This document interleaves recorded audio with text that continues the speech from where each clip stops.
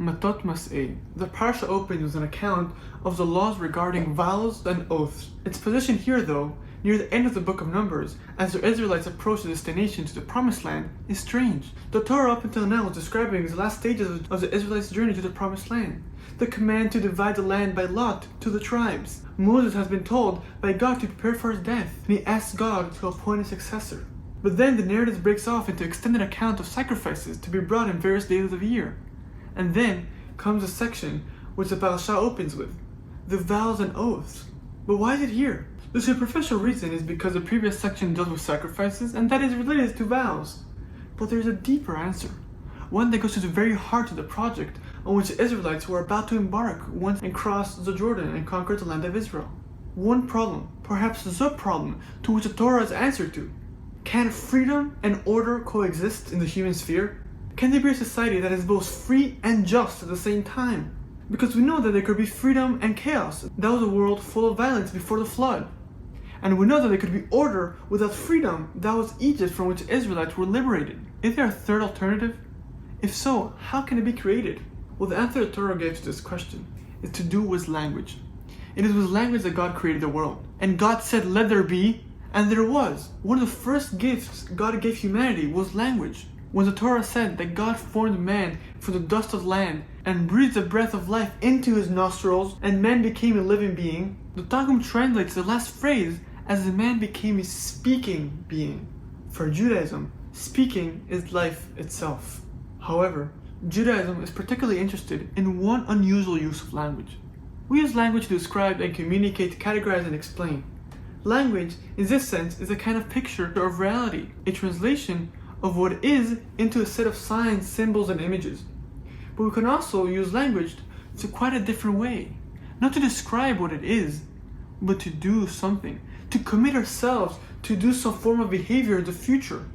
So for instance, when a groom says to his bride under the chuppah, "Behold your betrothed to me," he's not describing a marriage, he's getting married.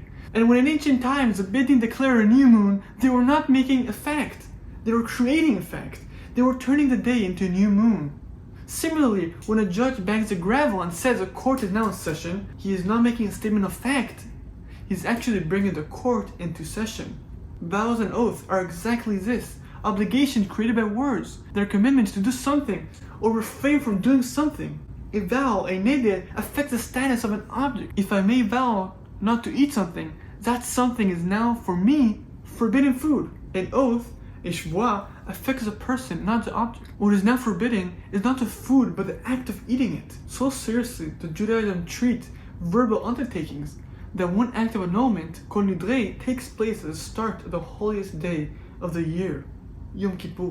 But ironically, it was one of the greatest critics of Judaism, Friedrich Nietzsche, who had the insight to see that the capacity to bind ourselves by words is the basis of both morality and human freedom.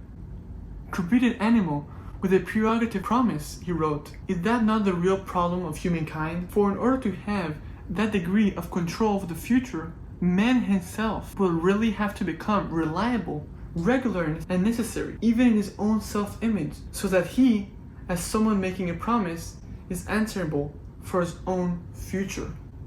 When we bind ourselves by words, we're using language not to describe, but to create an orderly future out of chaos of human instincts and desires. The Israelites were nearing the land, about to construct a society unlike any other. A society based on a covenant between the people and God. The rule of law was to be secured not by the use of force, but by people honoring their moral commitments. Their voluntary undertaking to God that what He commanded, they will do. A covenantal society is one in which words are holy, sacrosanct. That is a principle at the heart of Judaism as a code of collective freedom and a constitution of liberty. Social institutions in a free society depend on trust. Trust means that we keep our word. We do what we say we're going to do.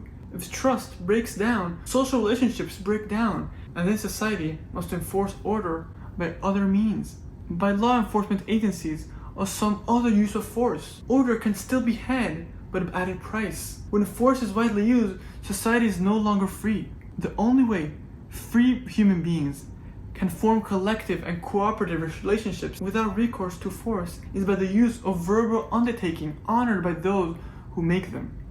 This is why, as the Israelites approached the Holy Land, where they were to create a free society, they had to be reminded of the sacred character of vows and oaths. It is the use of language, not to describe something already in existence, but to create something that did not exist before, that links us to God. God used words to bring the natural universe into being.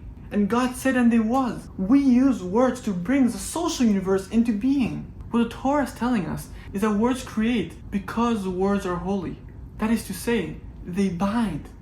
When words bind, they generate trust, and trust is to society what predictability is to nature. It's the basis of order as opposed to chaos. What makes human being unique is not merely the use of language. Animals use a form of language too. What is unique to humans is that we use language to bind our own future, to make a promise, so that we can form with other human beings bonds of mutuality and trust. One such a bond is a promise, another is a marriage. A third, unique to Judaism, is society itself, understood as a covenant, a relationship between the people and God, each pledged to each other, brought into being by the word and sustained by honoring that word. It is not a contract, a transaction between two parties each pursuing their own interest, but something deeper, a bond of loyalty and trust in which two parties commit to do together what neither could achieve alone. That is what Israel was about to enter, and it is a supreme example of what words can create. This is how human beings imitate God, by using language to create. Words create moral obligations, and moral obligations, undertaken responsibly and honored faithfully, create the possibility of a free society. This is why the laws of vows and oath appear here, at the end of the book of Bamidbar, just as the Israelites are approaching the Holy Land. A free society depends on trust. Trust depends on keeping your word. When we do what we say we're going to do, we bring a little order into the chaos of human life, as God brought order into the chaos of creation. And when we fail to keep our word, we lose, little by little, the very freedom those words were meant to build. Every promise kept is a small act of creation, a way of bringing the world that is a little closer to the world that ought to be. Shabbat Shalom.